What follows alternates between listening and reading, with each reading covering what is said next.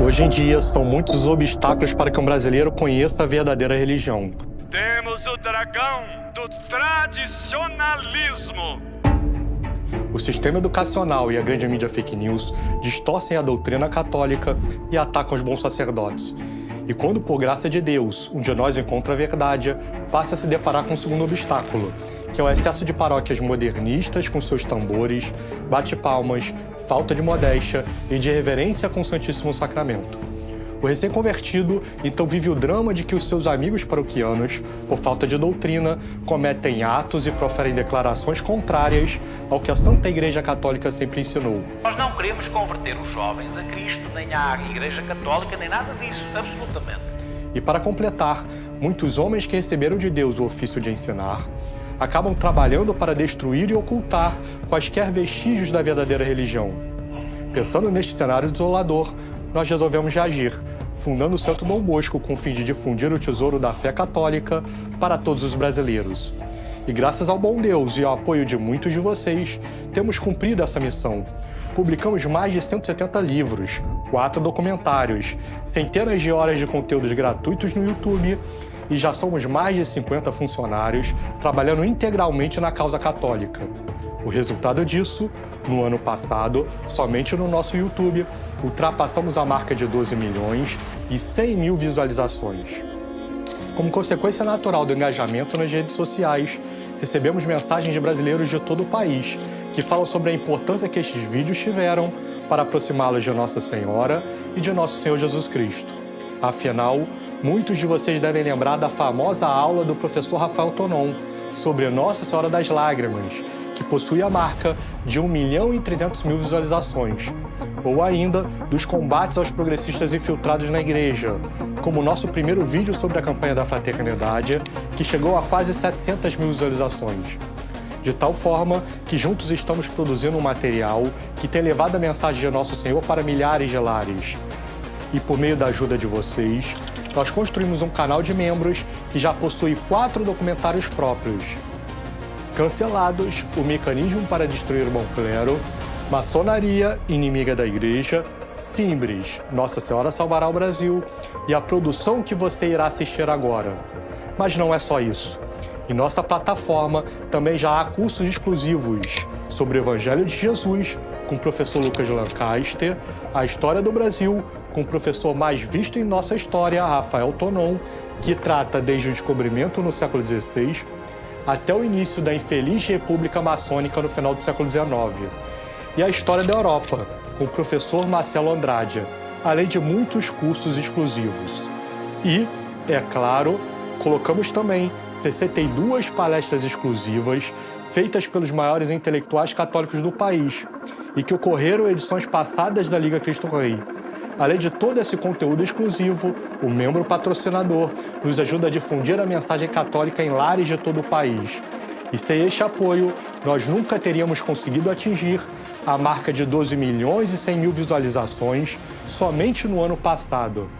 E além de termos disponibilizado no YouTube e na plataforma de membros mais de 200 aulas, agora nós começamos um curso de catequese completo e gratuito que será composto por 150 aulas.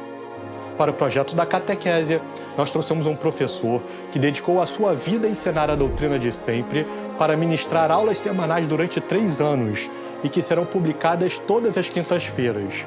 Os feedbacks que têm surgido de todo o Brasil sobre o benefício de se ter, no conforto do seu lar, uma catequese clara e livre de ideologias, nos inspira a seguir em frente.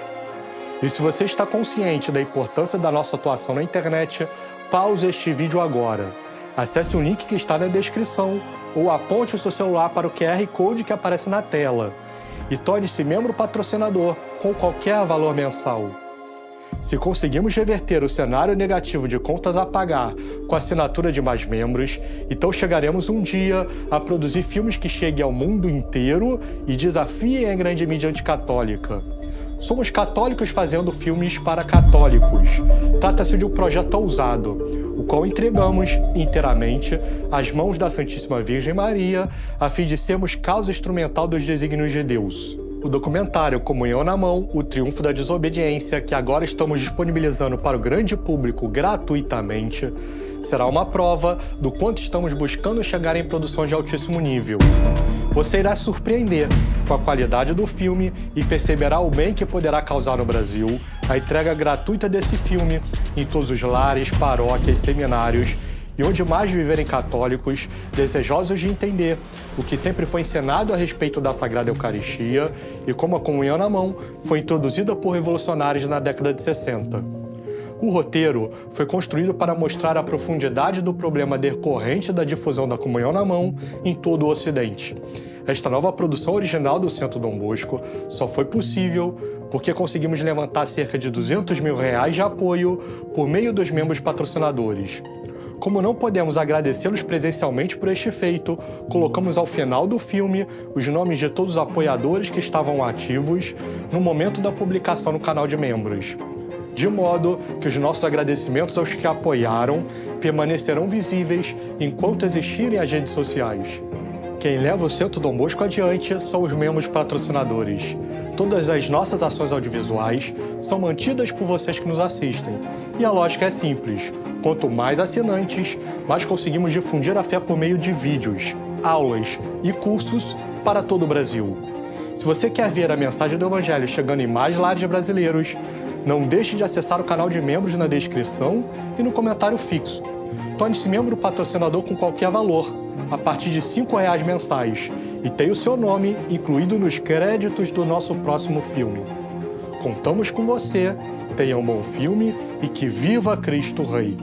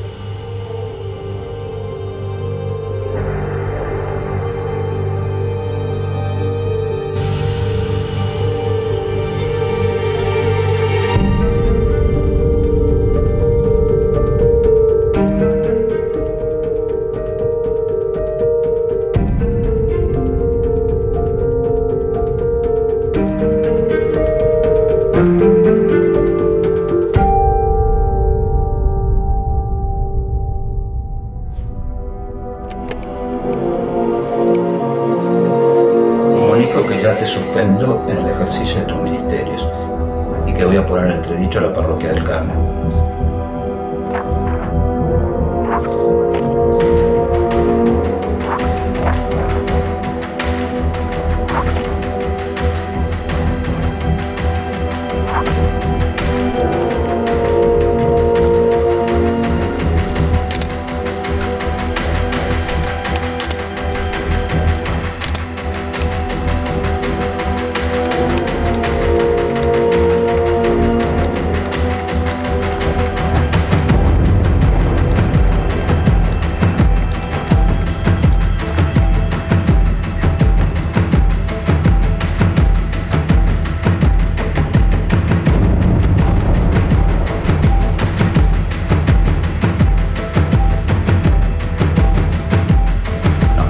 ¿Decidiste la comunión en la boca o no?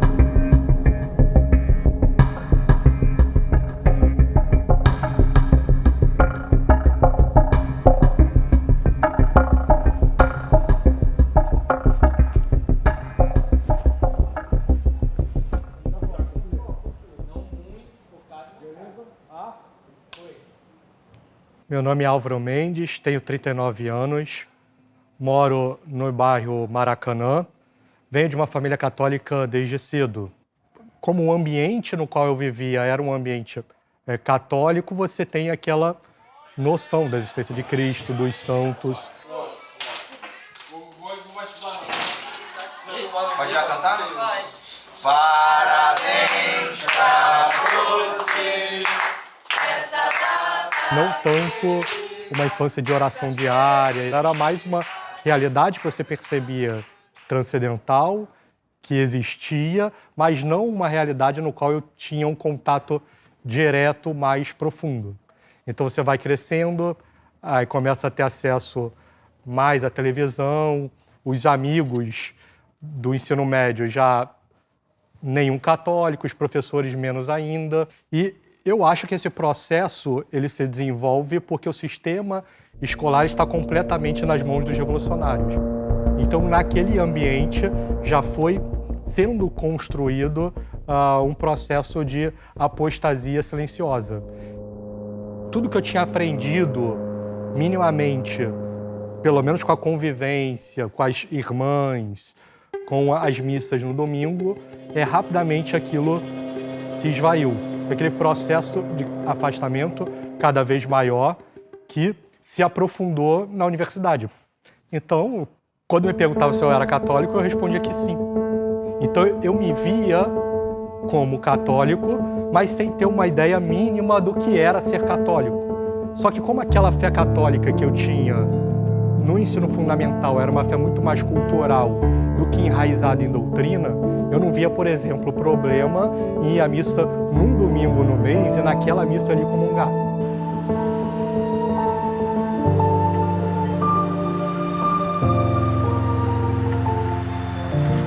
E tudo começou a mudar por uma coincidência do destino. Eu era concursado da Caixa e no meu setor existia um ateu, um protestante, um liberal, pessoas de todos os tipos.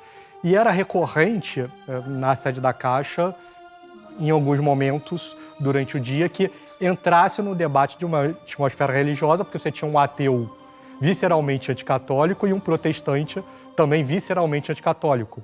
E aí, quando eu entrava nesse debate, eu comecei a querer saber qual era a posição católica sobre cada um dos temas que eram levantados. E aí encontrei um dos dois grandes sites do momento, que era a Monfort. Na Monfort existia um grande intelectual, doutor em História pela USP e já de idade avançada, chamado professor Orlando Fedeli. Então tem que ensinar o catecismo. Mas além de ensinar o catecismo, tem que ensinar o povo a ver Deus nas coisas, que é a sabedoria. Os dons do Espírito Santo são 7. E o primeiro é sabedoria. Em nome do Pai, Filho e Espírito Santo, amém. Ave Maria, cheia de graça, o Senhor é convosco, sois vós entre as mulheres, teu fruto somente Jesus. E o que mais me chamava a atenção é porque pessoas de distintas ideologias enviavam cartas e ele ia lá e refutava com maestria. Então eu comecei a trazer esses argumentos do site e colocar esses argumentos nas discussões que eu tinha no banco. Então esse processo de defesa da Igreja Católica no ambiente de trabalho, ele foi muito movido nesse início por uma questão de orgulho. Então foi um movimento de não amar a Igreja Católica pelo que ela é, pelas graças que ela disponibiliza, por ser caminho de salvação, mas pelo seu papel de grande construtora da civilização ocidental.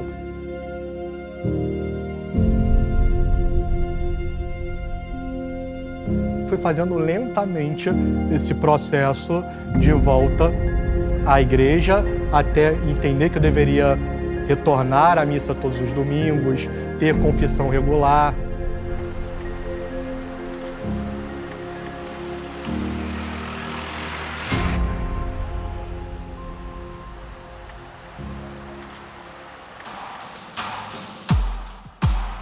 O Brasil viveu um dia histórico neste domingo. Cerca de 3 milhões de pessoas tomar medidas que intensifiquem o combate à corrupção. Naquele momento, o Partido dos Trabalhadores começava a perder a hegemonia no Brasil. Então o Brasil ele vivia um grande momento de efervescência cultural, as massas começavam a se descobrir como pessoas adeptas à as propostas de direita e elas começaram a ir à rua. Mas esse processo facilitou com que eu identificasse grupos em Belo Horizonte de uma orientação mais à direita ou então católica. E ali foi sendo concebido e gestado a ideia de que precisávamos fazer algo pelo Brasil. E resolvemos ali, então, fundar em 2016 o Centro Dom Bosco. Então, nesse ano de 2016, é justamente aquele período que eu coloco como o de uma conversão definitiva. Naquele domingo, eu não tinha conseguido ir à Santa Missa tradicional. Então, eu acabei indo a uma paróquia perto da minha casa. Tudo estava ocorrendo normalmente, até que chegou o momento da comunhão. Eu estava no banco e aí eu via todas as pessoas comungando na mão e em pé. E aí ia 1, 2, 3, 4. E eu olhando aquela fila, ficava no meu coração, bom, ninguém está comungando de joelhos e na boca, o que que eu faço? Eu esperando ver o que acontecia com alguém ali, a partir do momento que ela se ajoelhasse para comungar. Só que isso não acontecia. E a fila ia indo, a dúvida no meu coração aumentando, comungo ou não. Só que eu recebi um ímpeto de não, eu vou. E fui literalmente o último a comungar. Quando toda a fila já tinha passado, eu fui e me ajoelhei na frente do sacerdote. E aí qual foi a minha surpresa? No momento em que ele não reagiu. Então ele não entregou, ele travou naquele momento. Eu percebi que ele não ia entregar a comunhão na boca para mim. Eu fiquei ajoelhado olhando para ele. Aqueles segundos começaram a se passar como uma eternidade aí, entrego ou não.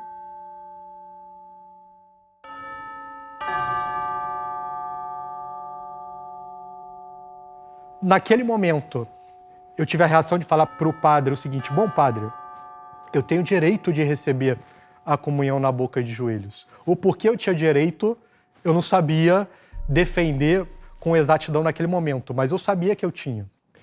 Então eu disse essas palavras para o sacerdote, mesmo assim ele resolveu não entregar. Então eu me levantei, saí da fila de comunhão e fui me dirigindo ao banco.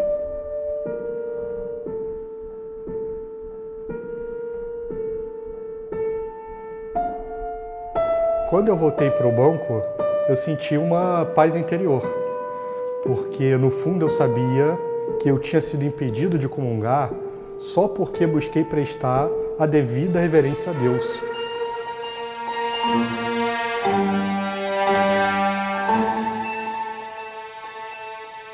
Eu fui percebendo, naquele momento em que eu deveria investigar o porquê essas coisas estavam acontecendo. Porque no Brasil inteiro pessoas não estavam podendo comungar na boca e de joelhos e porque eu passei por aquela situação. Então, diante de todo esse cenário, eu resolvi estudar o problema da comunhão na mão. Olha a palavra de Deus! Quem acreditou naquilo que ouviu, para que foi mostrado o braço de Jeová? Como que o senhor definiria a Eucaristia? O que é a Eucaristia para o senhor? Pra mim, e agora? Essa resposta que eu não tenho, viu? Essa resposta que eu não tenho. O que é a Eucaristia para vocês? Penso que é a reverência, né? E quando os senhores comungam, existe uma forma preferencial para a senhora? Porque hoje em dia, alguns comungam em pé, outros ajoelhados, uns na mão, outros na boca. Sempre de joelho. A gente comunga de joelho e na boca. Na boca. Ajoelhado e eu recebo na boca. Eu comungo na mão, mas assim, uma vez, quando eu estava assim, na minha catequese, no início da minha experiência com Deus, foi assim, essa experiência do presépio, né? Então, assim, para mim ficou muito forte, assim, Jesus recebido no presépio, né? Todo lado, todo jeito. É muito difícil você ver ajoelhando. Poucos se ajoelham. Eu já comunguei na mão também. Bom, pelo menos, eu sou escrupuloso. Então eu tenho, medo de deixar pedaço do corpo de Cristo se espalhar ou se perder. Então acho que pega aqui até vão embora. Nem entra, nem vai para o banco comungar. Sempre em pé. Em pé, na mão ou na boca? E na boca. Na boca. Preferencialmente na boca. Não comungo. Ah, tá. é quem tem as mãos limpas e o coração puro para poder tocar no Senhor Jesus, né, no sagrado.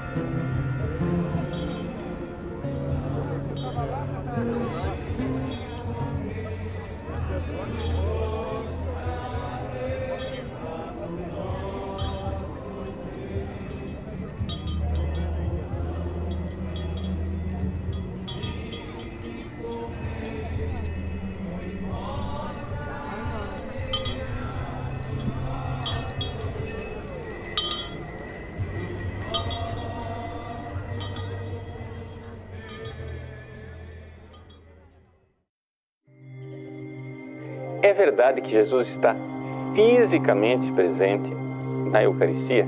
Como assim presença física? Então vamos esclarecer. O que é uma presença física? Aqui é uma presença que contrasta com uma presença meramente simbólica. Então não é a mesma coisa chegar e dizer assim: Jesus está presente nos nossos corações quando nós lembramos dele. Não, é uma presença diferente. A Eucaristia tem a presença de um corpo humano. É uma presença substancial, mas é um corpo humano.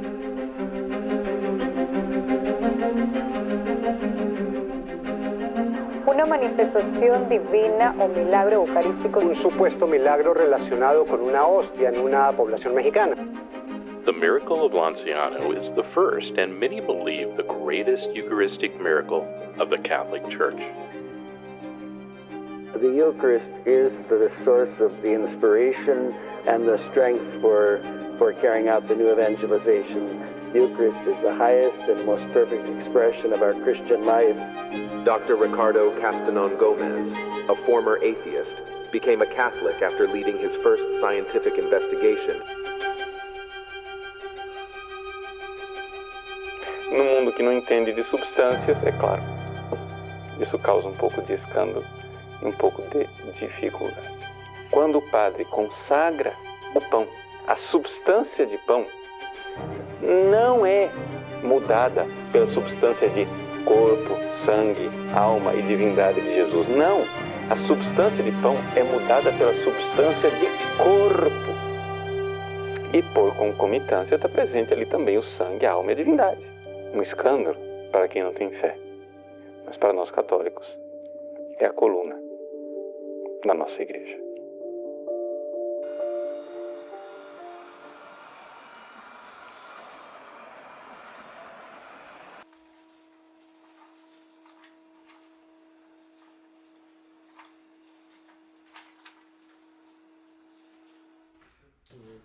Sempre chega gente nova querendo conhecer o Centro Dom Bosco.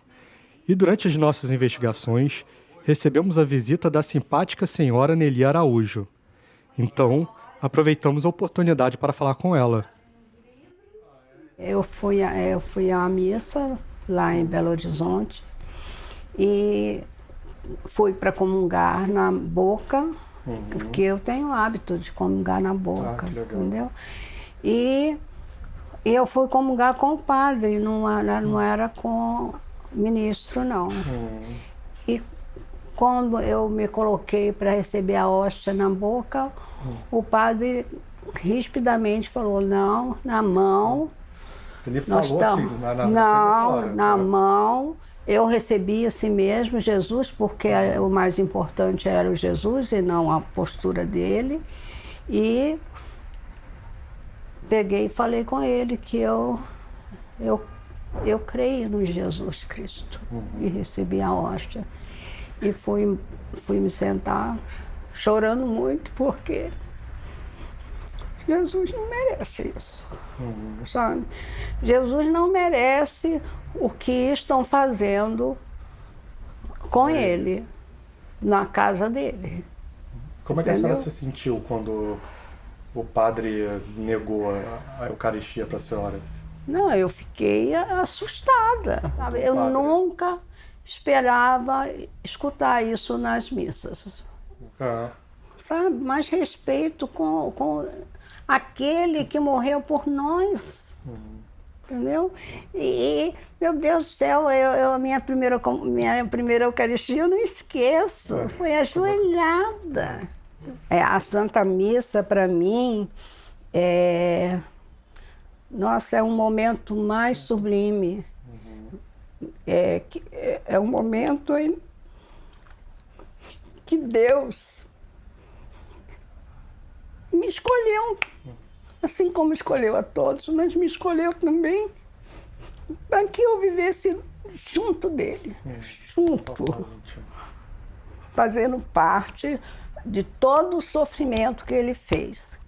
Por que tantas pessoas recebem, às vezes, a Eucaristia de uma forma tão desrespeitosa, né? Eu acho que ainda não conhece Jesus Cristo. Ainda não o conheceram, entendeu?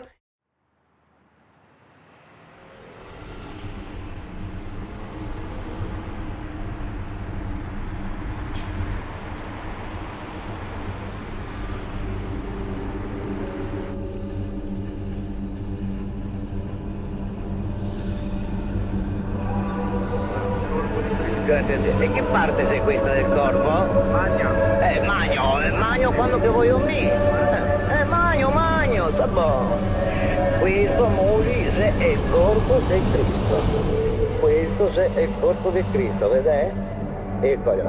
Ma dai, che corpo, soprattutto potere. Mamma mia. Bom. La particola di Cristo. Questa è una particola, ragazzi.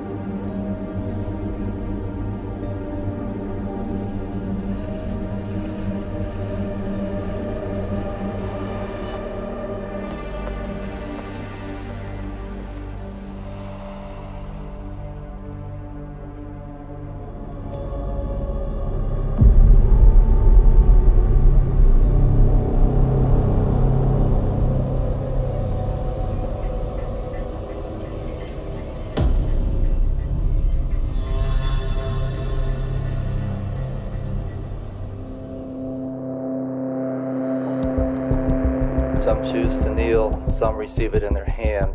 You've had some, what I felt were some great comments and thoughts on the church's position on that. Would you mind sharing that with us? Unfortunately, some people began to rebel in some parts of Europe and said that they want communion in the hand and they don't want on the tongue. Eu percebi que eu precisava recorrer a uma autoridade no assunto que me dissesse o que era correto e o que era errado em tudo isso.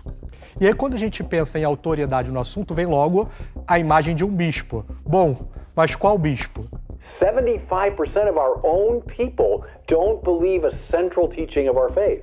Something has gone substantially wrong. God has been forgotten in the modern society. It is not proved that our Lord gave the consecrated bread in the hand. It is not proved. In fact, the text is silent on that issue. And that doesn't say in the mouth or in the hand. Communion in the hand has brought us many headaches in the church. Em nome do Pai, e do Filho e do Espírito Santo. Amém. Nós queremos saber, da perspectiva do Senhor, o que é a Santa Missa e qual a importância da Santa Missa para os católicos. Bem, a Santa Missa é substancialmente o mesmo sacrifício da cruz.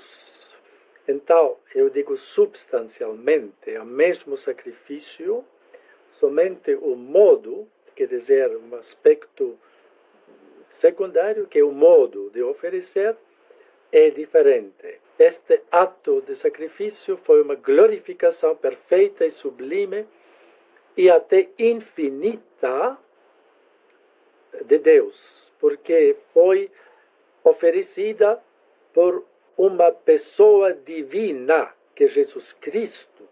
Por isso, o sacrifício da missa é o coração da vida da igreja, o coração mesmo. Então, aquilo que o coração era para o corpo, isto é a missa para a vida espiritual da igreja. Existe uma forma preferida historicamente pela igreja, pela qual esses fiéis podem melhor reverenciar e adorar a Deus no momento da Eucaristia? Nos primeiros séculos, em algumas regiões da igreja, havia a assim chamada comunhão recebida na mão. Mas aqui tem muita confusão e até muitos mitos. Precisa desfazer os mitos. E não era permitido que os leigos tocassem com os 2 dedos a hóstia ou o pão. Não podiam tocar, mas deveriam se inclinar com a cabeça muito profundo e tomar diretamente com a boca o Santíssimo, na palma da mão. E depois purificar a palma da mão para que não deixasse nenhum fragmento da Eucaristia. Não foi uma comunhão na mão como hoje, são essencialmente formas diferentes. Quase instintivamente a Igreja, seja no Oriente e no Ocidente, a partir dos séculos, ao menos sétimo, oitavo, que já temos documentos, que começava a dar a Santa Comunhão diretamente na boca para evitar ao máximo perigos de perder os pequenos fragmentos e também de outros inconvenientes de desacralização. No início do 2º milênio, começou quase instintivamente na Igreja Romana, no rito latino, que os fiéis se ajoelhavam recebendo a comunhão, porque reconheciam que aqui é a plenitude da divindade presente nesta pequena hóstia, a toda a divindade, e nós devemos prostrar-nos diante da divindade como fazem os anjos no céu. Esta forma hoje de comunhão na mão, que é calvinista, nada a ver com a Igreja Antiga, destrói a fé na presença real, na transubstanciação, destrói o grande sentimento, senso da reverência, da sublimidade, da sacralidade e expõe Nosso Senhor a uma desacralização em massa.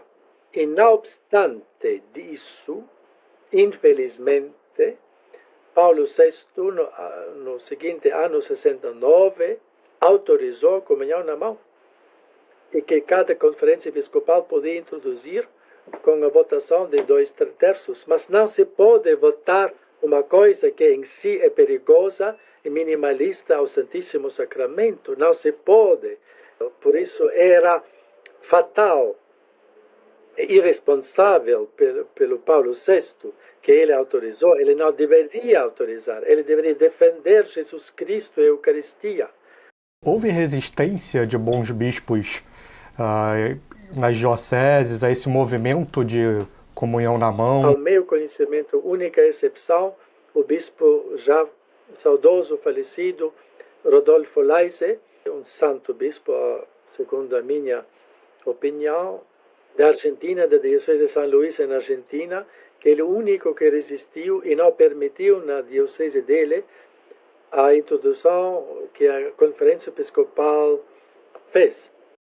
O senhor acha que seria válido irmos atrás de intelectuais argentinos que possam nos dar uma visão de como foi a resistência à introdução da comunhão na mão? Sim, claro, porque esta resistência vai entrar na história como ato heróico deste bispo e também de leigos.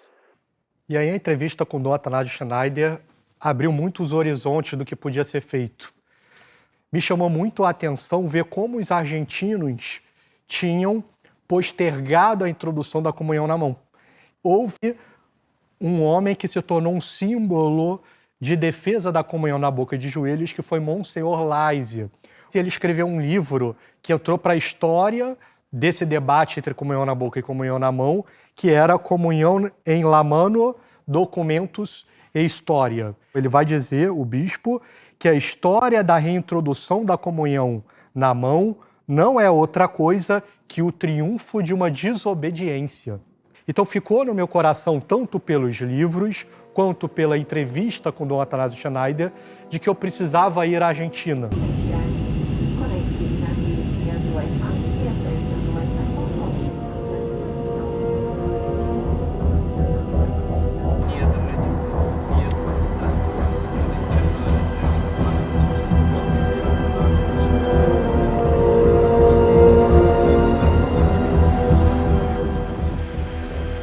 ficamos sabendo de um encontro que reuniria grandes intelectuais católicos argentinos.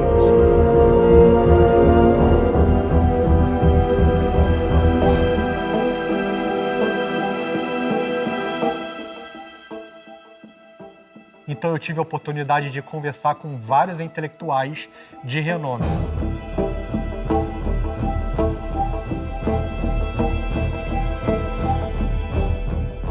Um deles é o Dr. Mário Camponeto. Hay una gran confusión de ideas. Confusión que lamentablemente llega incluso hasta aquellos que por su propio oficio y misión debieran ser los encargados devotamente de clarificar las ideas y de discernir dónde está la verdad y dónde está el error. Yo siempre dije que la comunión en la mano es una historia de desobediencia, ocultamiento y engaño.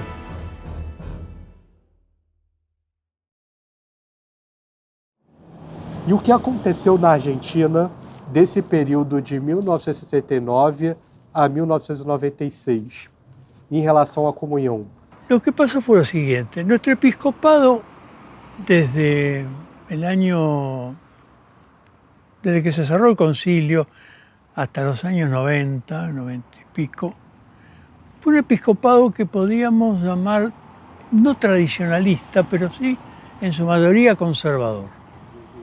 Eran obispos que no querían, digamos, introducir demasiadas novedades. Ahora, el sector progresista en los años 60 y 70 no se dedicó mucho al tema de la iglesia, se dedicó a la política. Obispos progresistas promovieron toda la izquierda revolucionaria y muchos sacerdotes y muchos católicos laicos entraron en las guerrillas armadas. Aquí, por ejemplo, fue muy fuerte el movimiento de sacerdotes para el tercer mundo. Entonces todo ese tiempo estuvieron ocupados, digamos, más bien en la guerra política. Pero cuando finalmente la guerra política termina, allá por los años 80 se acaba, es como que este sector progresista se aboca más bien a los problemas internos de la iglesia. Y ahí empieza toda la presión. Y yo le voy a contar lo que me contó un obispo amigo mío, que es tradicionalista, cómo surgió esto de la comunión en la mano. Cuando se hace la reunión en el año 96 de la Conferencia Episcopal Argentina, el sector progresista quería que la Conferencia Episcopal se pronunciara contra la dictadura militar, que hiciera un mea culpa, que la Iglesia admitiera que había colaborado con la dictadura, lo cual no era cierto. Querían eso. Parece que se llegó a un acuerdo. El sector conservador dijo, bueno, la declaración de mea culpa no, la comunión en la mano sí.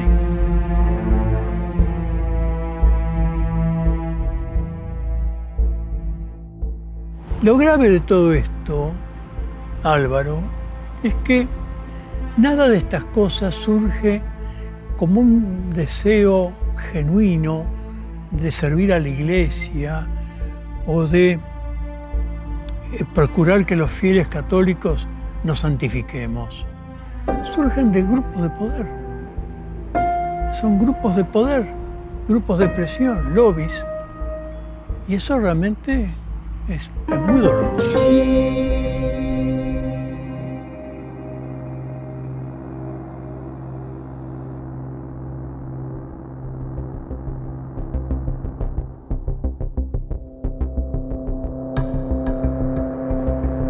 En la medida en que en la tradición de la Iglesia se va haciendo clara y cada vez más profunda la conciencia de la presencia real, el modo de tratar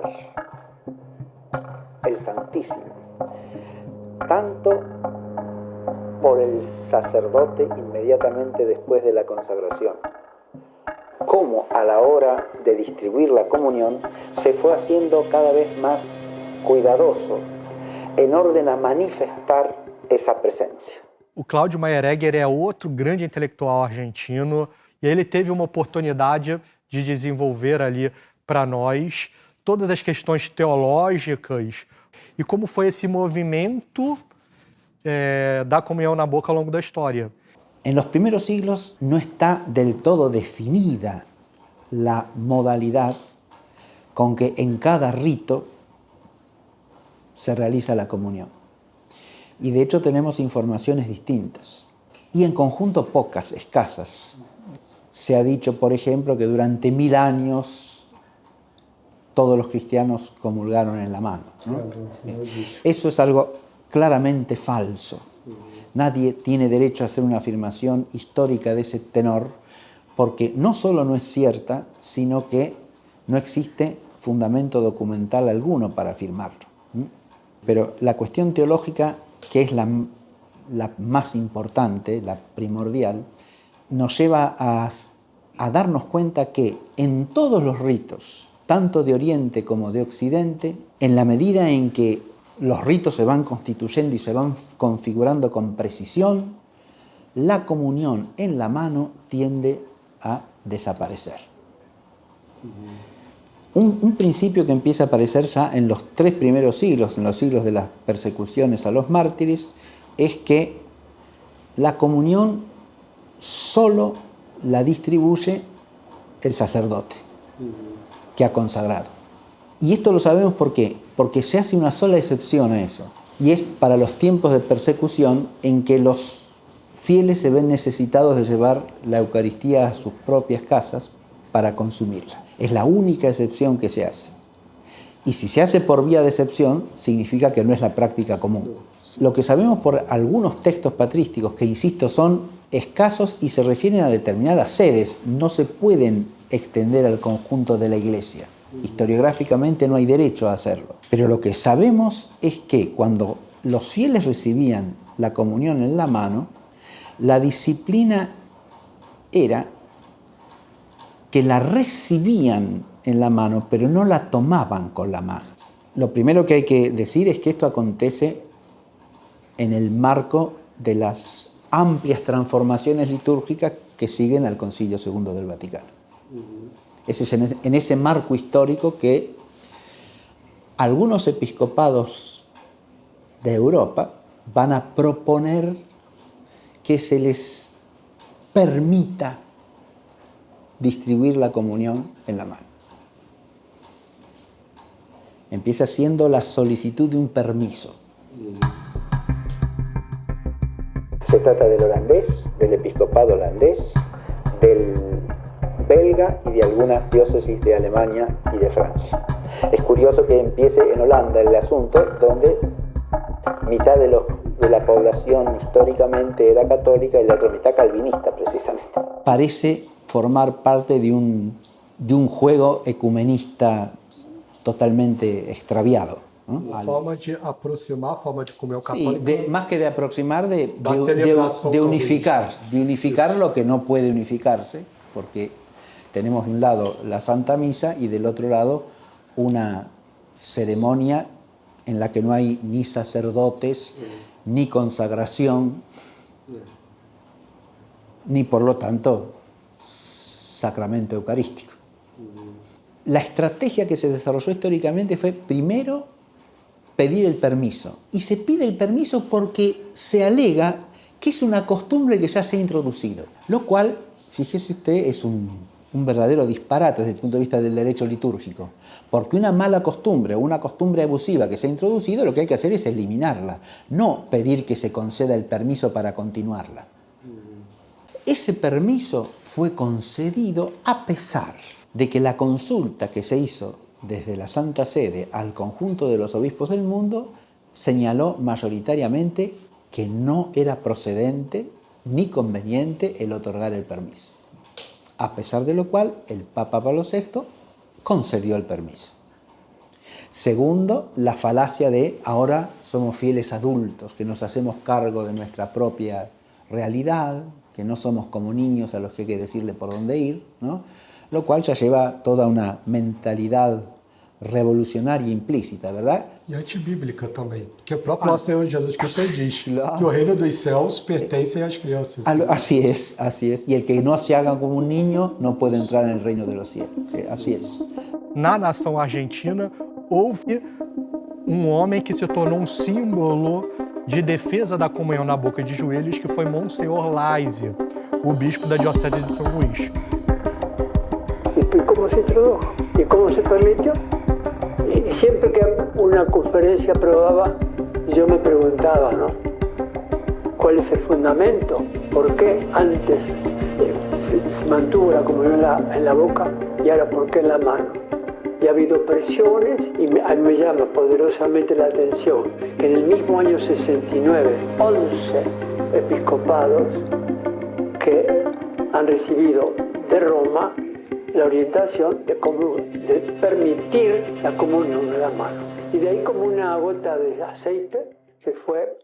Tivemos a oportunidade de conversar com o padre Jorge Hidalgo, que é um dos melhores sacerdotes da atual geração argentina, que teve a oportunidade de conviver com o Monsenhor Laise e de reportar para a gente um pouco da vida piedosa do bispo, do carinho que ele tinha com os seus seminaristas e dos seus últimos momentos de vida, já vivendo no mesmo convento no qual viveu São Padre Pio de Pietrelcina, lá em São Giovanni Rotondo. Personalmente, para mí, Monseñor Laise fue muy importante porque yo he tenido la gracia de estudiar en su seminario, ¿no? Yo ingresé en el seminario en el año 2000 y en el año 2001 él presentó la renuncia y después de 30 años de obispo, ¿no? Él era doctor en Derecho Canónico, así que conocía muy bien las normas de la Iglesia, ¿no? Y él editó justamente su libro sobre la comunión en la mano. Con ocasión de una disputa que se armó aquí en la Argentina sobre este tema muy particular, ¿no? Y entonces él se opuso y cuando lo acusaron, ¿no?, de desobediente justamente a él, ¿no?, base al documento de Pablo VI, Memorial Domini, justificó su accionar en base a la Santa Sede. Y como lo seguían a los documentos de la Santa Sede, ¿no?, y como lo seguían acusando justamente de que quería hacer su voluntad, incluso de cismático, hasta ese punto llegaron, hasta de acusarlo de cismático, entonces él, viajando a la Santa Sede, esto nos lo ha contado muchas veces él, digamos, ¿no?, Monseñor Laise dijo, acá no es necesario, ¿no?, y entonces San Luis, hasta ese momento, y después con su sucesor, que fue el obispo que tenía a cargo del seminario cuando yo estudié, Monseñor Jorge Luis Lona, también vale recordarlo, porque también se mantuvo muy firme en esta postura, y su sucesor, Monseñor Pedro Martínez. Entonces ellos dijeron, no, acá todavía no está la costumbre y no es necesario implantarla, ¿no? Y esto que usted decía en la pregunta, yo creo que es lo que muchas veces sufre la gente, porque se los tildan de desobedientes, ¿no? Pero en realidad, si uno se pone a ver lo que dicen los documentos, los desobedientes fueron otros. Y estamos en tinieblas, sin acertar con ninguna solución. Bueno, volvamos a la luz que nos trae el río de luz, Nuestra Señora de Guadalupe, volvamos a la luz que es Cristo, volvamos a entronizar al que temerariamente desentronizamos y no dejemos que la luz se apague en nosotros. Muchas gracias. E aí conversamos com o Dr. Rafael Brede Obeidia, que é doutor em filosofia, responsável pela principal editora católica da Argentina, a Gladios, y editor de inúmeros libros. En noviembre del año 96, yo estuve en Roma y el día que me iba recibí un aviso de que nos iba a recibir el cardenal Ratzinger, porque el Papa estaba muy enfermo en ese momento. Luego, por suerte, se salvó y reinó 9 años más. Celebró una misa y luego hablamos con él un ratito en la sacristía solos y me dijo que tenía una gran noticia que dar enseguida porque lo iba a recibir a Monseñor Laise de la Argentina y le iba a comunicar la decisión del Vaticano de que él tenía razón en defender la comunión en la boca, en su diócesis, porque él era el sucesor de los apóstoles ahí.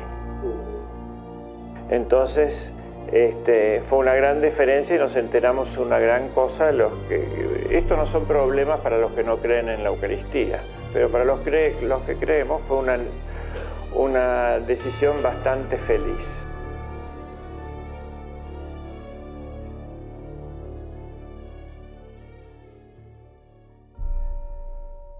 Cuando íbamos a tomar el avión, más o menos, no sé si era la 1 o las 2 de la tarde que salía el avión, la misa había sido a las 7 de la mañana, por esas cosas de la providencia nos sentamos juntos, pero no lo reconocíamos bien, porque yo era de Buenos Aires y Monseñor Laís era de San Luis, una provincia lejana, en la zona de Cuyo. Pero bueno, había un sacerdote ahí y llevábamos un pesebre para pasar la Navidad, traído de Roma. Y no habíamos tenido tiempo de hacerlo bendecir. Y queríamos hacerlo bendecir en Roma. Entonces, cuando yo hablaba con mamá, bueno, conseguimos el pesebre, pero podíamos haberlo hecho bendecir o llevado, ¿no?, a la misa de esta mañana para que nos bendiga el cardenal. Y él oyó la conversación. Y entonces se presenta ahí y dice, yo soy obispo, ¿no? Estaba cambiado del viaje, yo les puedo bendecir acá antes que despegue el avión el pesebre. Entonces ahí nos bendijo el pesebre. Y empezamos a conversar y le digo, lo felicito. Ahí me di cuenta que era Monseñor Laís. Cuando se presentó. Lo felicito, acaba de tener una gran noticia en Roma. ¿Y cómo lo saben ustedes? Y le dice, porque nosotros fuimos los que estuvimos en el momento anterior con el cardenal Ratzinger. Y él terminó la entrevista porque tenía que atender la suya. Entonces souberam antes do Monsenhor Laís. Nosotros nos enteramos unos minutos antes que él.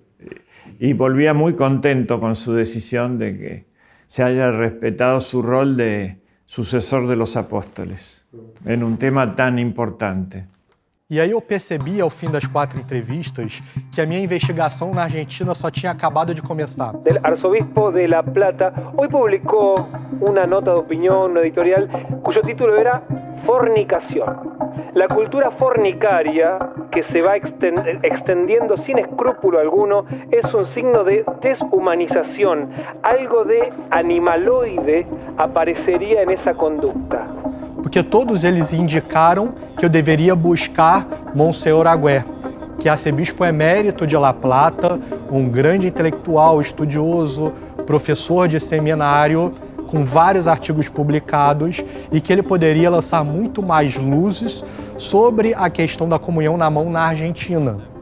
Então, percebendo a necessidade de ir a Monsenhor Aguer, contatamos o bispo, que resolveu nos receber gentilmente na sua residência em Buenos Aires.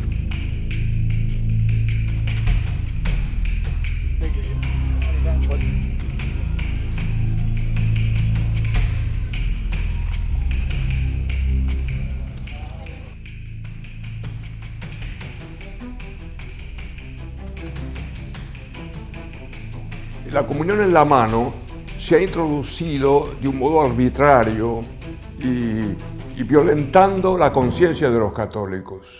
No se puede obligar a comulgar en la mano. Y nos vamos de inmediato a Denver, Colorado, donde se encuentra nuestro director de noticias, Alejandro Bermúdez, quien nos hará un breve análisis sobre el cierre del seminario Santa María Madre de Dios de la diócesis de San Rafael en Argentina. El noticiero ha venido cubriendo una de las informaciones más desconcertantes. Es un seminario que nunca ha sufrido un escándalo, nunca ha habido denuncias de inconducta, de homosexualidad, ni tampoco denuncias de herejías doctrinales en la formación, ni nada por el estilo. La comunión en la mano muchas veces ha ido acompañada de un desprecio de la realidad de la Eucaristía. No hay que despreciar el aspecto exterior y corpóreo de la veneración que debemos. Por ejemplo, la genuflexión. Eso es una cosa, la tradición más normal, digamos así, de la Iglesia ha hecho eso.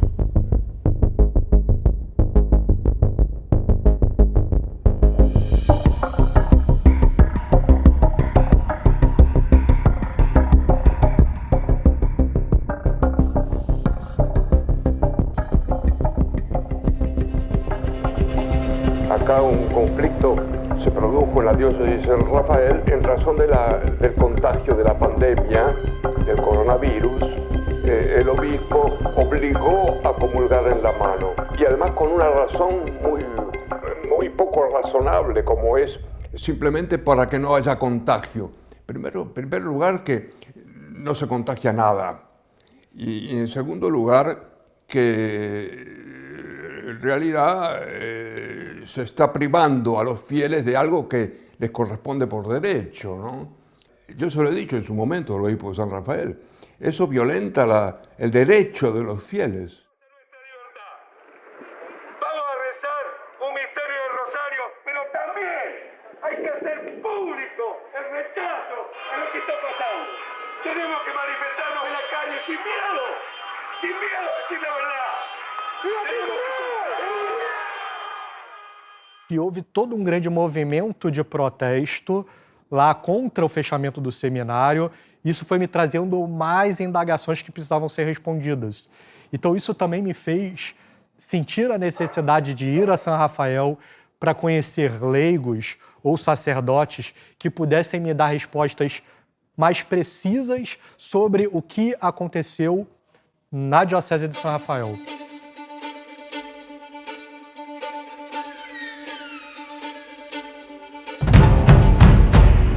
Eu comecei a perceber que tudo aquilo que nós víamos como um problema, na verdade, era algo muito pior.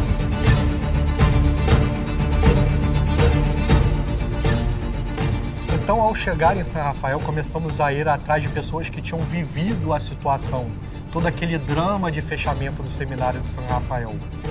E identificamos um leigo que poderia nos ajudar, que se chamava José Luiz.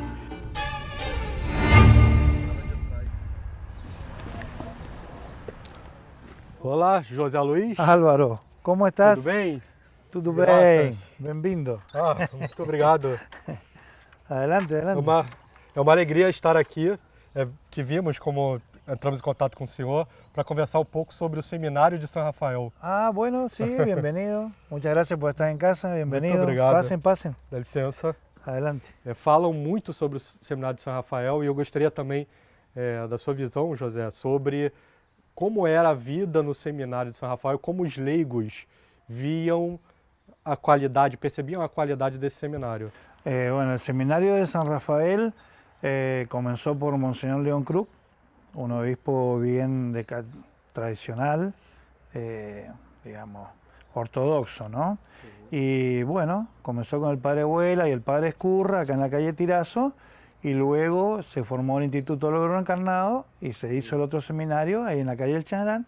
Entonces tuvimos la oportunidad de tener en San Rafael dos seminarios muy importantes. E em algum momento parece que começou a haver uma perseguição maior em relação a um desses dois seminários, que é o Seminário de São Rafael. Como é que foi essa perseguição aos seminaristas? Que me parece que era um dos seminários mais cheios de toda a Argentina, né? Sí, yo lo que te puedo decir es que hubo algunos reparos con los monseñores que vinieron después de Krug. Hubieron bastantes reparos, ¿no? Y especial Monseñor Tausig. Y anterior de Tausig también. Também un obispo, já tinha problemas. Sí, un obispo que hubo mucho problema, ¿no? José, como tem sido a sua experiência na Santa Missa aqui em São Rafael? Quando você vai à comunhão, qual é o modo que você tem escolhido para comungar? Tradicionalmente en San Rafael se comulgaba en la boca, siempre se comulgó en la boca, y sin tener un catecismo muy profundo, un entendimiento, uno entiende que es una forma superior, porque se lo está dando a alguien que está consagrado. Nosotros siempre hemos preferido comulgar en la boca. Entonces, cuando aconteció lo de la pandemia, que hubo todo este problema, nos causó rechazo. Sí. Más sabiendo de los sacrilegios y las cosas que se cometen con la Eucaristía, entonces siempre hemos preferido comulgar en la boca. uno siempre tiene que aspirar a lo más perfecto.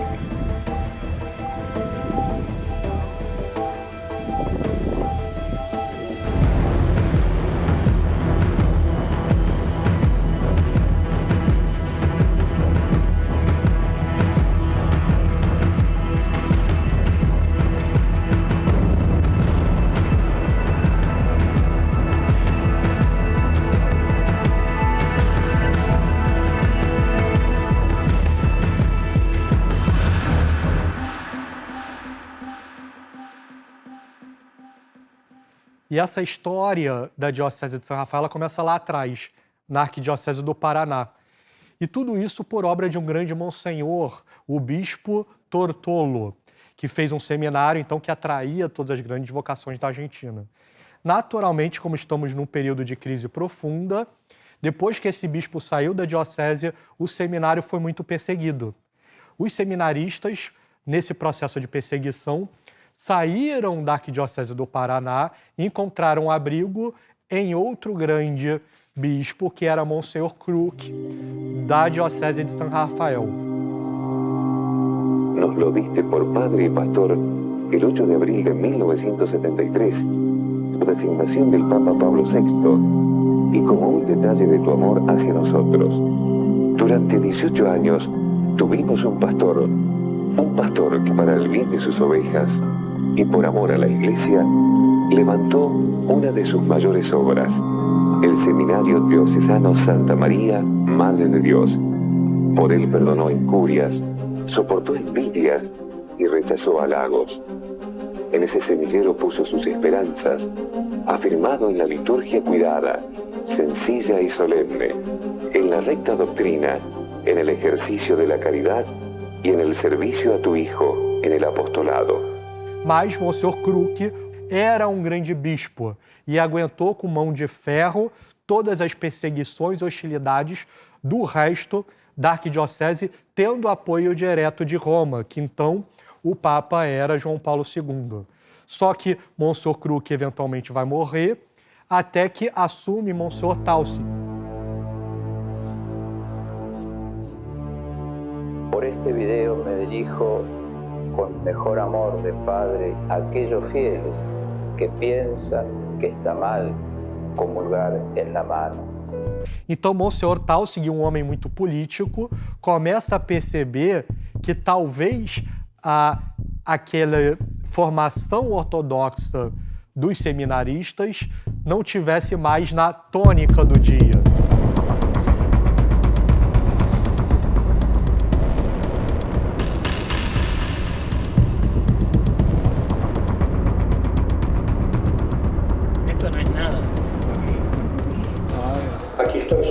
Ustedes saben, el padre Luis Ricardo Costabuta, soy exalumno del seminario de San Rafael, ordenado en la diócesis de San Rafael y hoy trabajando en una parroquia de la diócesis de Alicante, en España. Yo quiero hablar de algo que está presente en la vida del seminario y que tiene mucho que ver. Voy. Álvaro. Padre Luiz, mucho gusto. Sua bênção. Adelante, adelante, Dá pase. licença. E temos feito todo um estudo, desde Mar del Plata, também Buenos Aires, identificamos a necessidade de estudar mais a questão do Seminário de São Rafael. Sim. em relação à questão da comunhão na mão, das perseguições do Monsenhor Taussig. Bueno, claro.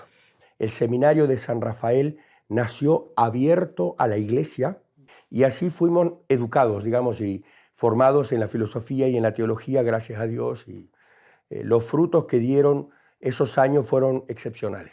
Tuvo que sufrir mucha persecución.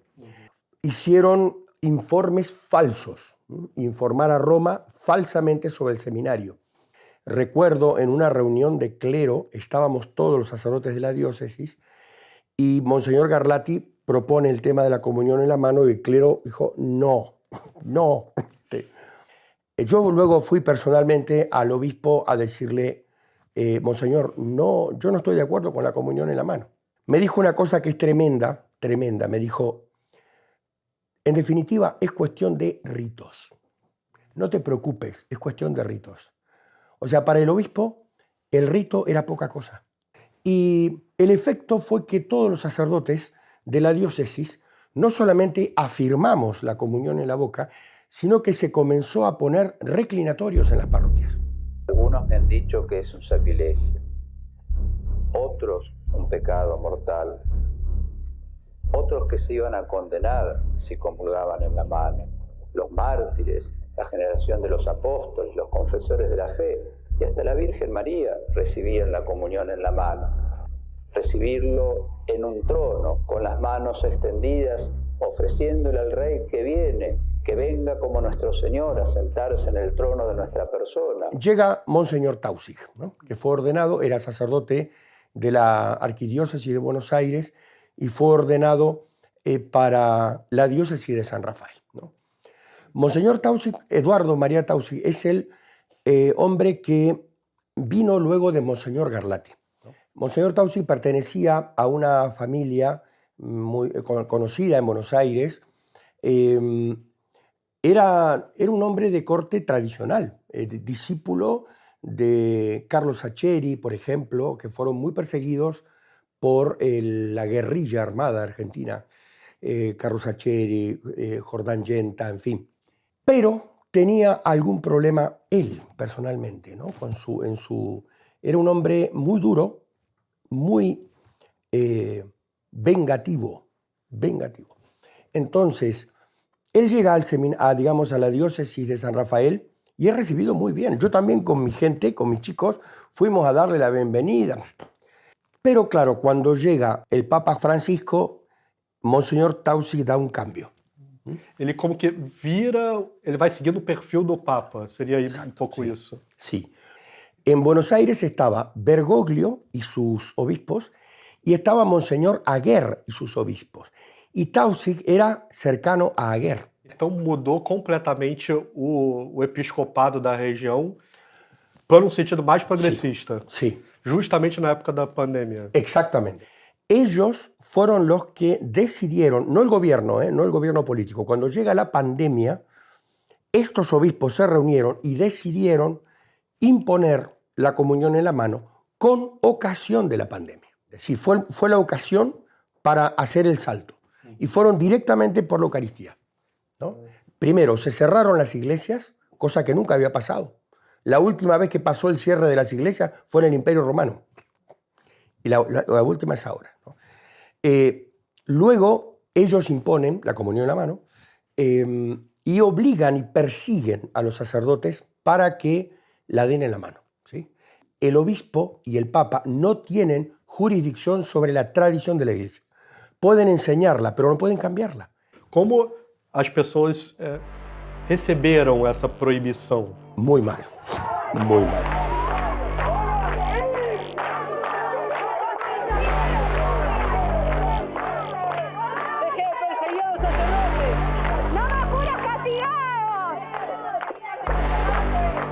Nos están privando de sacerdote para nuestros hijos.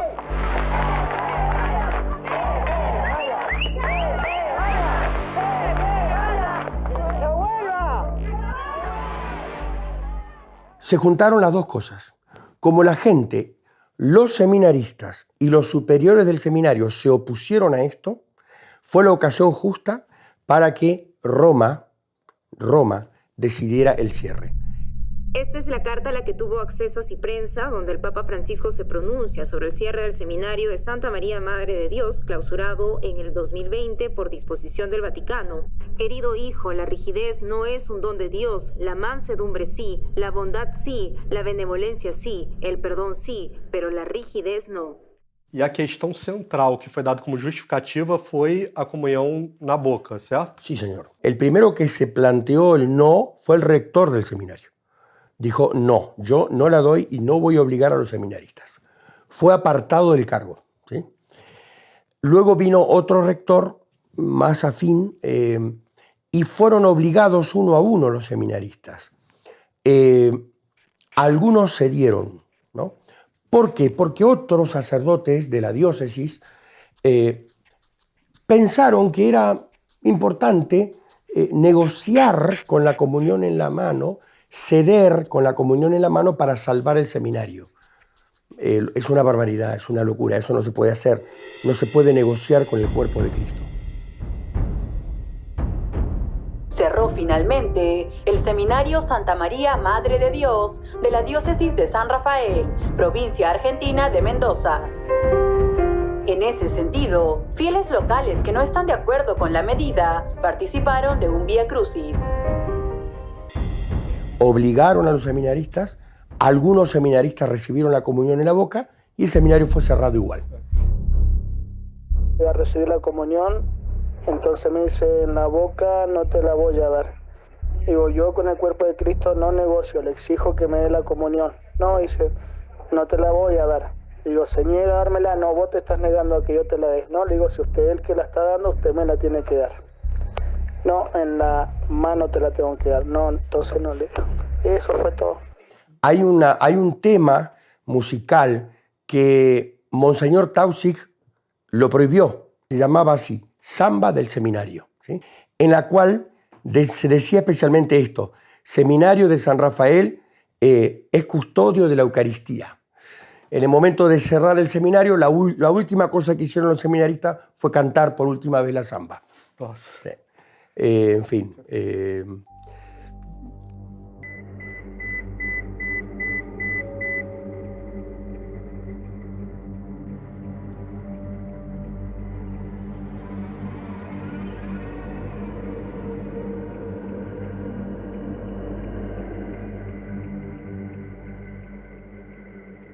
Dos casos que chegou até nós seria do padre Casado. ¿O senhor conheceu o padre Casado? Sí, sí. El padre Casado, antes de ser seminarista, era camionero, ¿sí? Conducía camiones. Él entra en el seminario, yo estaba delante de él, el día que él entró por la mañana, muy temprano, tenía bigotes, un pelo así, en fin, cosa de un camionero, ¿no? Sí. Y así como dejó el camión, se metió al seminario, así. Fue un hombre extraordinario, muy sencillo, pero las cosas que él entendía las tenía clavadas en su cabeza, ¿no? Y de repente el obispo le ordena, ¿sí?, que deje de dar la comunión en la boca, lo cual él sabía que era el modo, lo sabía perfectamente como lo sabíamos todos, ¿sí? Es el modo como la iglesia pide que se dé la comunión, en la boca y de rodillas, ¿sí? A sus fieles le daba la comunión en la boca y de rodillas, ¿sí? Pero se enteró el obispo, se enteró. Y quizá a usted le va a interesar. Tengo un audio, ¿sí?, una cinta de una conversación que tuvo Monseñor Taussig y el padre Casado, ya cuando el obispo descubrió que el padre Casado daba la comunión en la boca y de rodillas contra la... Exactamente. Si me da un minuto, busco la cinta. Claro.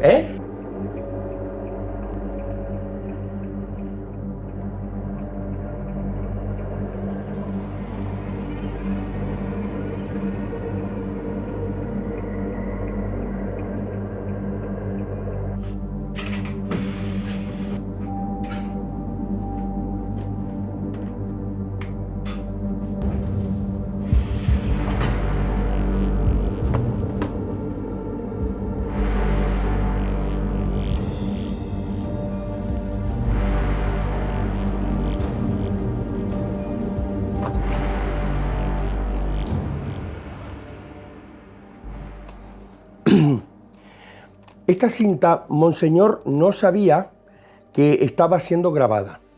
Y el padre Casado lo hizo porque sabía que tenía que defenderse de la agresión de Monseñor.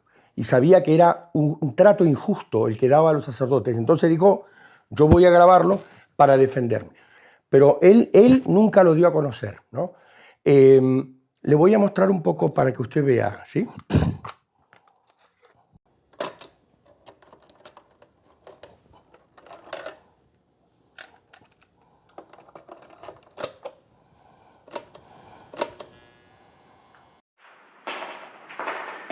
Bueno, padre Alejandro, les hace una serie de preguntas delante del canciller y el testigo.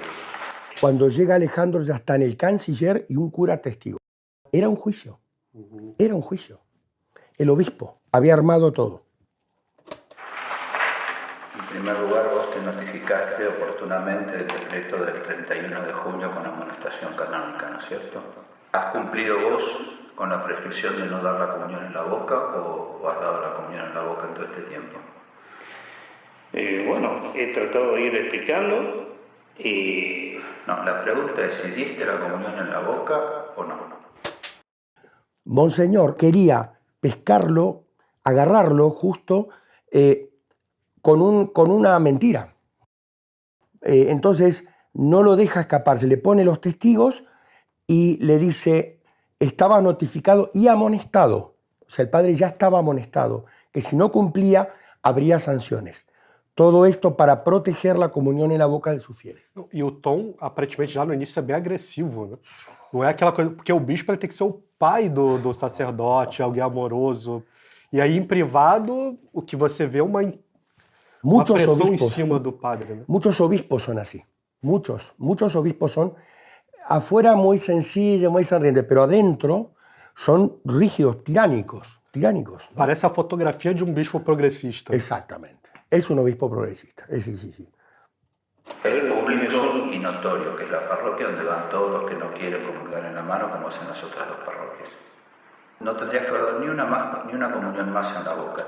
Otra cosa importante del padre Casado, los demás sacerdotes sí se sometieron a dar la comunión en la mano. Él no. Se mantuvo fiel y sufrió muchísimo porque estaba entre obedecer una orden injusta y perjudicar a las almas o ayudar a las almas y caer bajo una sanción canónica. Las dos cosas no se podían hacer. Porque eu consigo imaginar ali duas aflições grandes para o sacerdote. A primeira, ter que dar a comunhão de uma forma menos digna, e a segunda, o sofrimento dos fiéis, porque os fiéis foram criados nesse espírito tradicional de maior reverência, e aí, de repente, a eles é negado a comunhão na boca. Claro. El primer criterio de la legislación de la Iglesia es la salvación de las almas. No le importa. A este obispo no le importa, evidente. Seguimos. Y no haber permitido que en tu parroquia se diera ni una comunión más en la boca. Es suficiente. El camino lo tenemos que hacer todos. El obispo lo pidió hacer desde el 14 de junio y tu parroquia está en desobediencia desde esa época. Y vos sos el párroco. Tu parroquia. No él. No. Toda tu parroquia. O sea, él va a castigar a todos. Esto es muy violento para mí. Yo no sabía que vamos a hacer un juicio.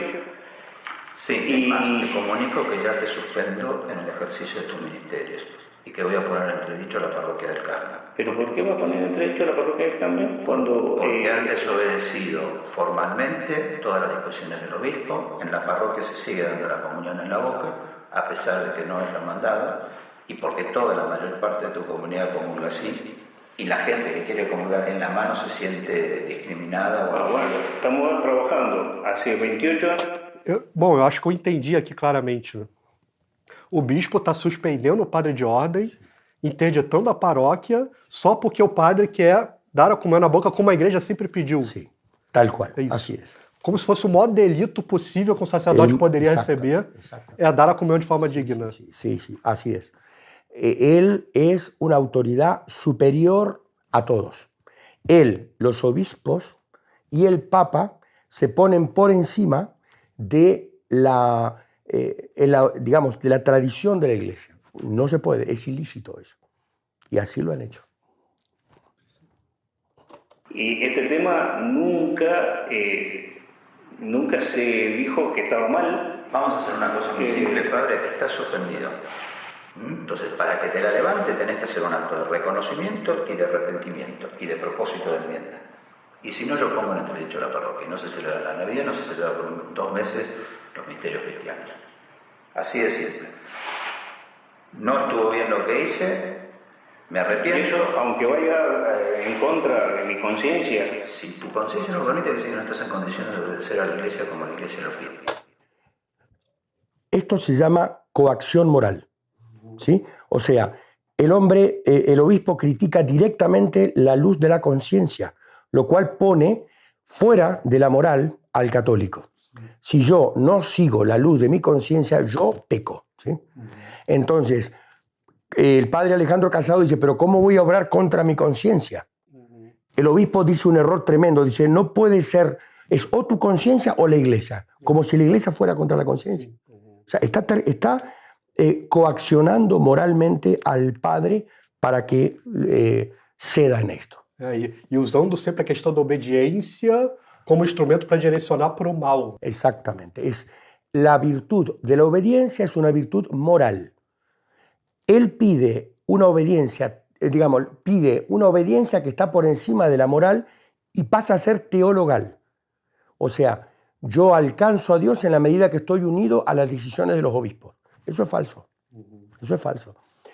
Y él está pidiendo una obediencia que va contra la conciencia del padre Casado y contra lo que dice la Iglesia. No puedes ejercer el ministerio.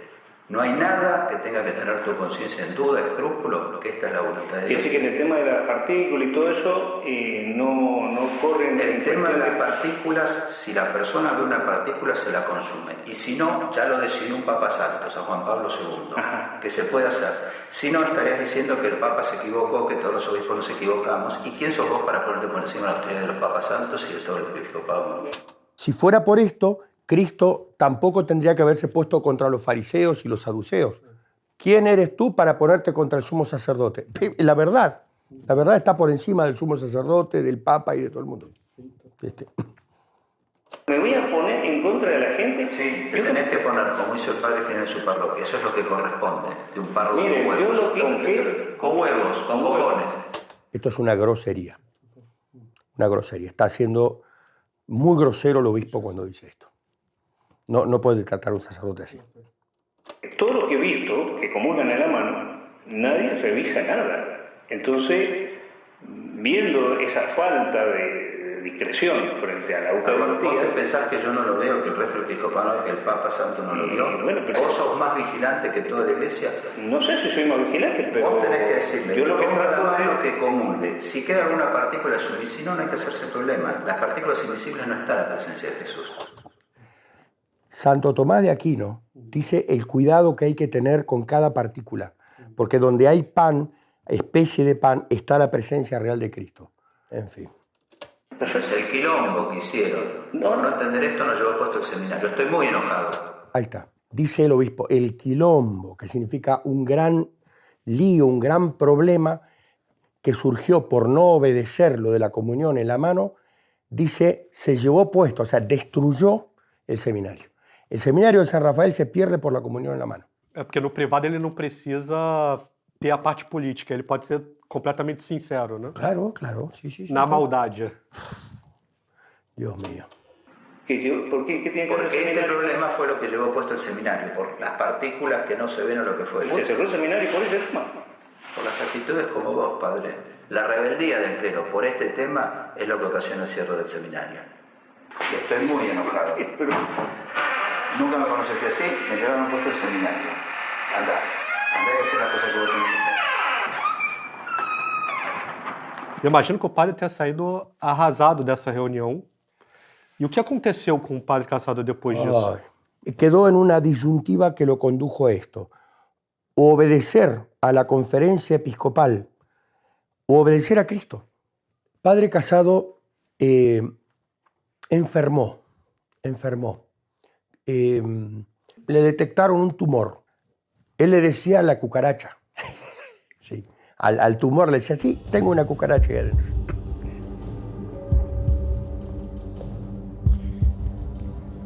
Hemos llegado al cementerio de Malargüe y el cortejo fúnebre ya ha llegado. Vamos a rezar un responso bendiciendo la tumba del padre Alejandro Casado, donde su cuerpo dormirá hasta la resurrección en el último día.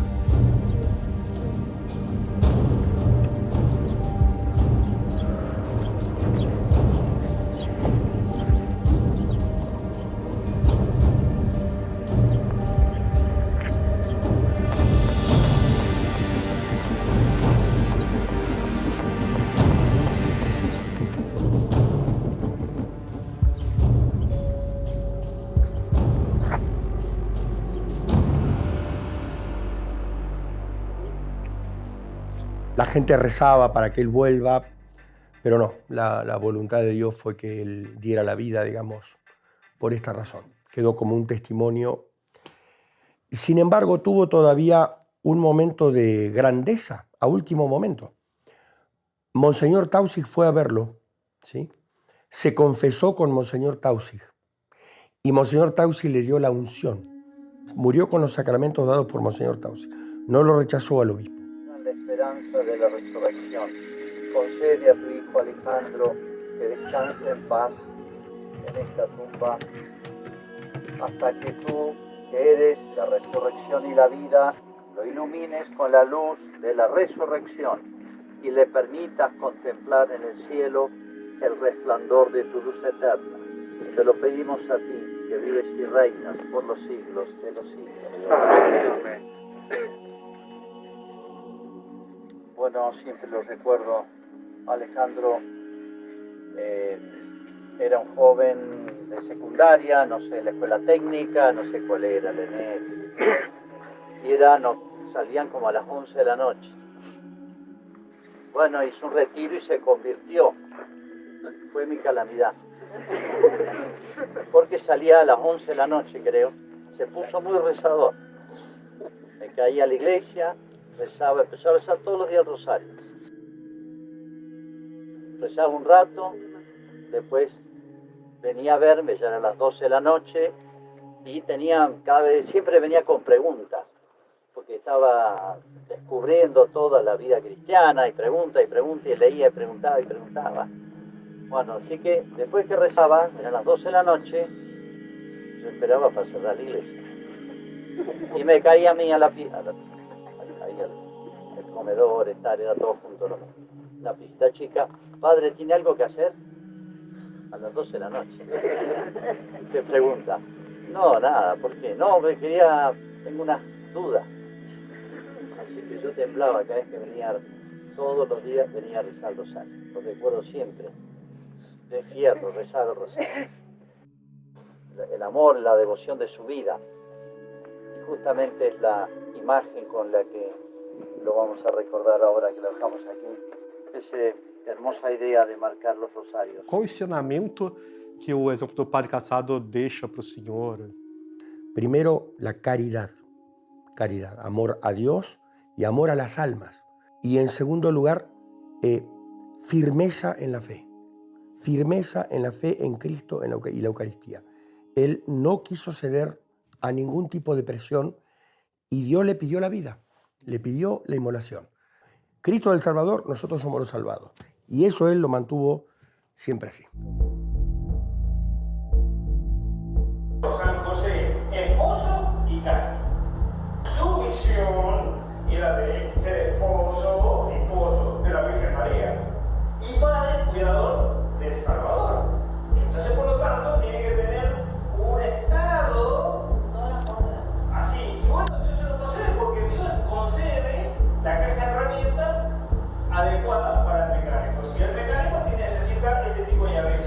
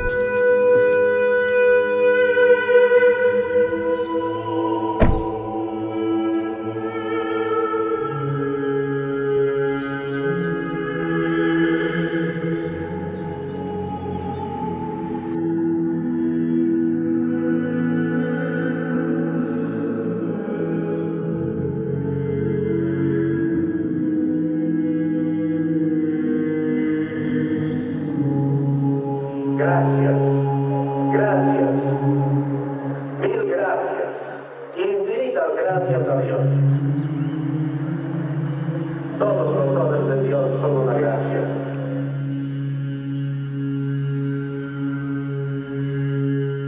Pero este regalo de 25 sacerdotes en este año y de 14 diáconos para esta diócesis de San Rafael supera toda ponderación.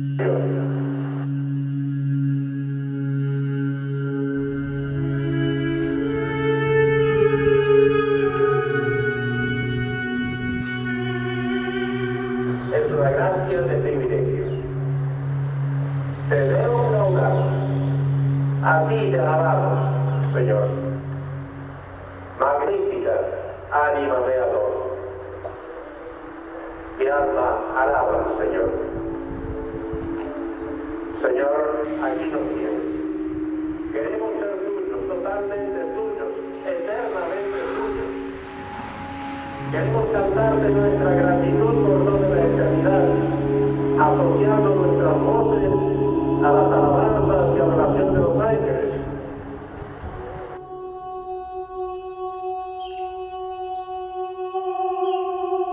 Y selecta concurrencia de hermanos. Muchos de ustedes han venido desde muy lejos, pero tan cercanos espiritualmente, siempre cercanos a esta hora. Bienvenidos, hermanos.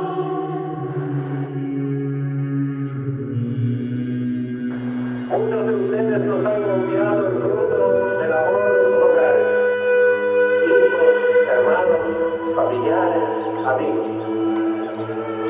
Todos nos han ayudado con sus oraciones y sacrificios, con sus trabajos y preocupaciones, con sus anhelos y esperanzas. Han tomado el seminario como una obra muy suya, muy propia. Gracias, hermanos laicos de San Rafael y de otras partes.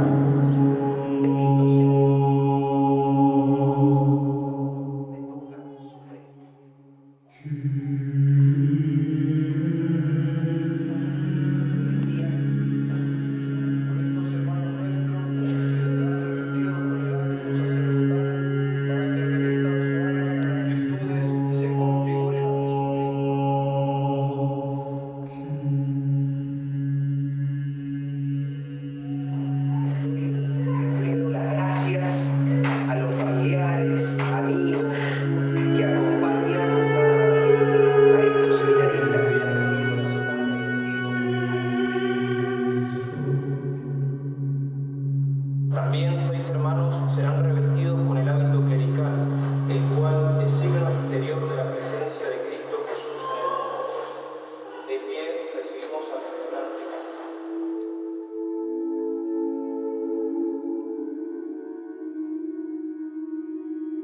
Hoy tenemos la dicha de rendirles cuenta de lo que hemos hecho con ayuda de Dios y de nuestra Madre la Virgen María, y presentarles como sacerdotes de Cristo a estos jóvenes que hace 7 años dieron comienzo al seminario de San Rafael. A imagem do seminário de São Rafael fechado é algo marcante, que impele a cada um de nós católicos uma grande reflexão sobre o quanto estamos comungando de forma digna, o quanto estamos buscando as melhores missas existentes, o quanto estamos buscando os melhores sacerdotes.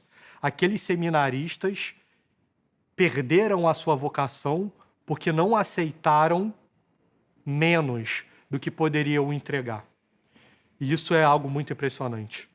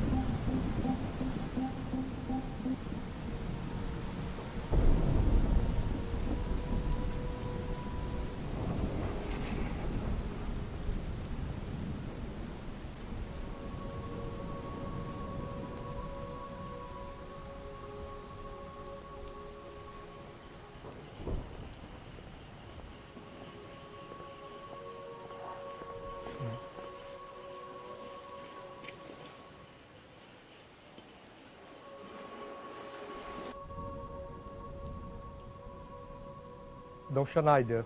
Eu fiz o que Vossa Excelência sugeriu, fui à Argentina e lá descobrimos casos de perseguição. Um relacionado ao Seminário de San Rafael e o outro ao Padre Cassado.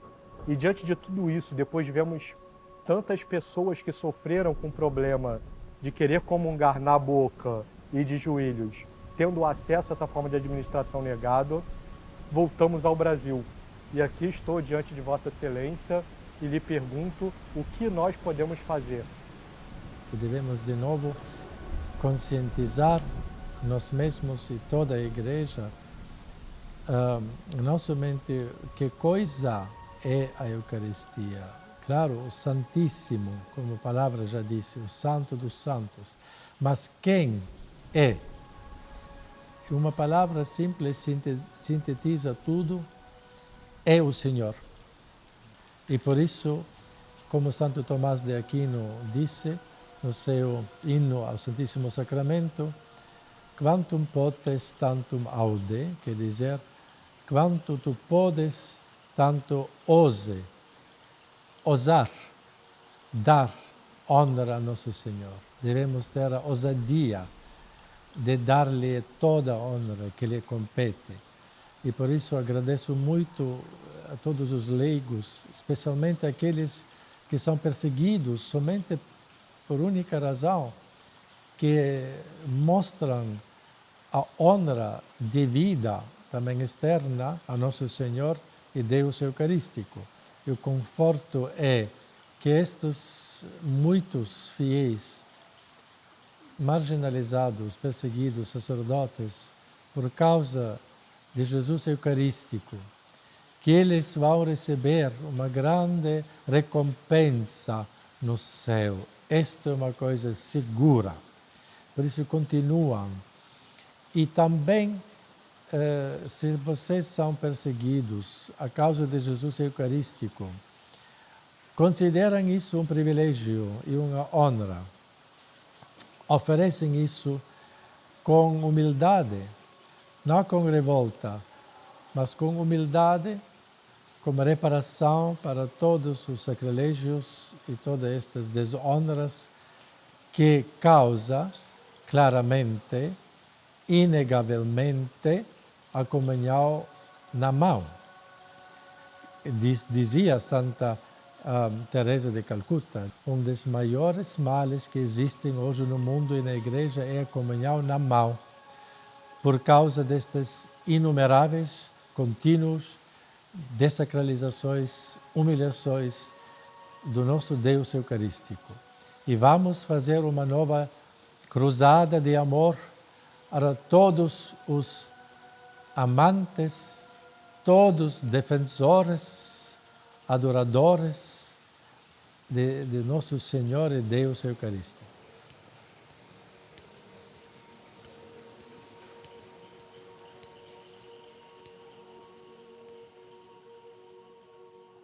Fueron muchas noches frías de rodillas ante la cruz del Señor, como humilde entre los santos, entre montañas de gracia y dolor, un fiel pastor que a su rebaño de las fieras protegió, se hizo roca en las tormentas, se hizo baluarte de Dios.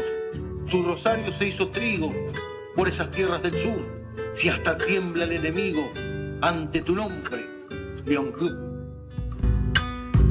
Esta samba que canto tiene el recuerdo del seminario que allá por San Rafael la cruz del sol fue alumbrando, que allá por San Rafael la cruz del sol fue alumbrando. Seminario de San Rafael, eres guardia de la Eucaristía, eres molde de la Iglesia fiel, eres siervo de Cristo y María. En mi canto quisiera volver, Seminario de San Rafael.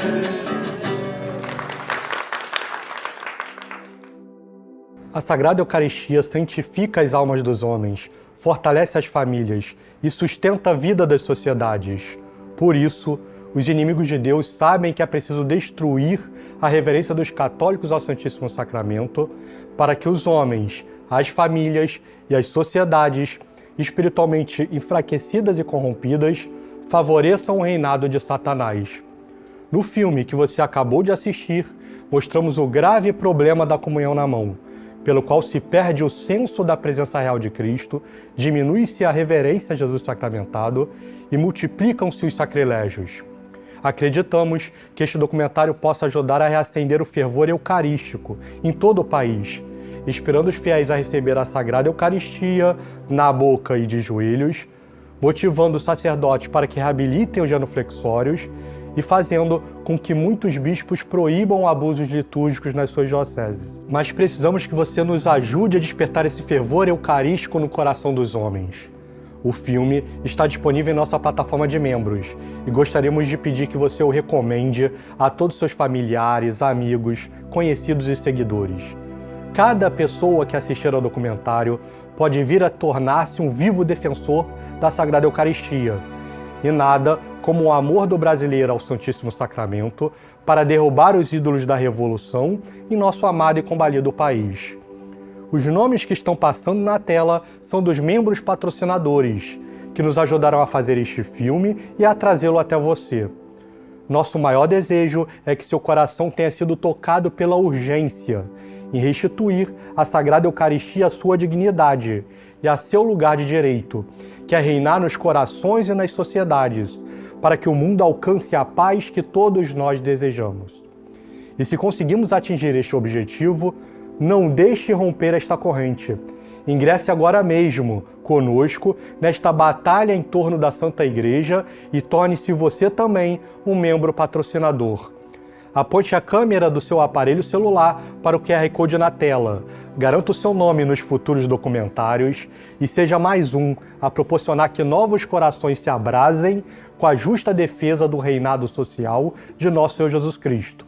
O seu engajamento nesta causa será decisivo para o crescimento da nossa produtora audiovisual católica, que deseja inspirar cada vez mais as pessoas a rezar, estudar e defender a fé. Por fim, temos uma boa notícia para você.